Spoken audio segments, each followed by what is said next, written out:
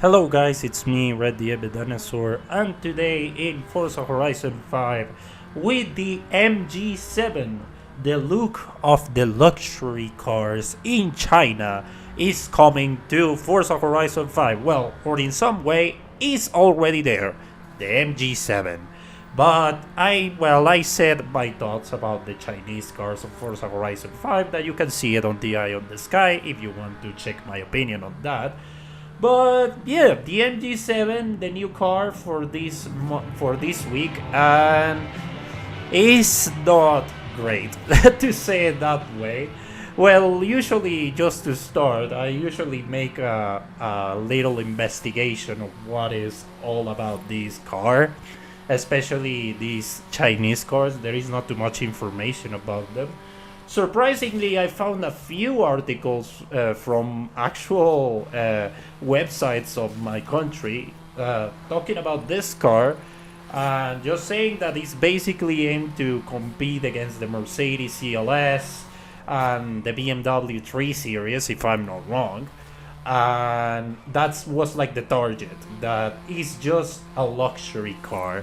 So what you're seeing right now is, yes, the Chinese trying to get that portion of the market, and well, we have now the two sides of the spectrum. We got basically the popular car, that is basically the Macaron, the small electric car, and now we have this, basically the luxury car from China, or that's what they meant to do with this thing.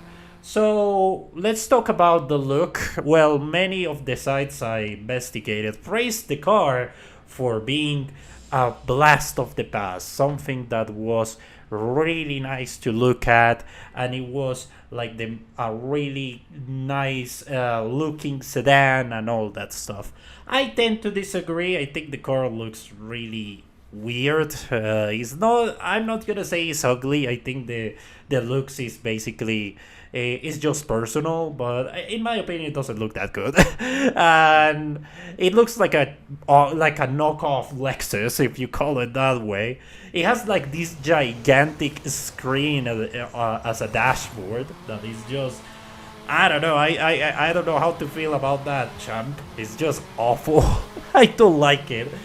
But you know that I guess that's their vision of, wow, this is super luxurious, I suppose. But yeah, leaving aside that, well, let's talk about performance. The performance is not great. It's not very good. It understeers a lot, and at the same time is not very fast. Yeah, it's kind of a decent acceleration, but that's it. Like the car is just like at some point it's just really dull and boring, which looks like it's basically all the Chinese cars that we got. I gotta go as far to say this is one of the most boring cars I ever driven in the game. It's kinda comparable to the Xpeng that we got almost a year ago, but with the difference, this is an ICE car, and the Xpeng is an electric car. So yeah, it can be compared as basically the ICE counterpart of such vehicle. Um, I don't blame you if you want to skip it, but if you, I know many people want to get it just to get the accolade of collecting all the cars of the season, but that's pretty much it. Like, you will drive this thing for 5 minutes and say, well, that's enough. I'm gonna go back to the car I was driving before, because that's what it is. It's really boring.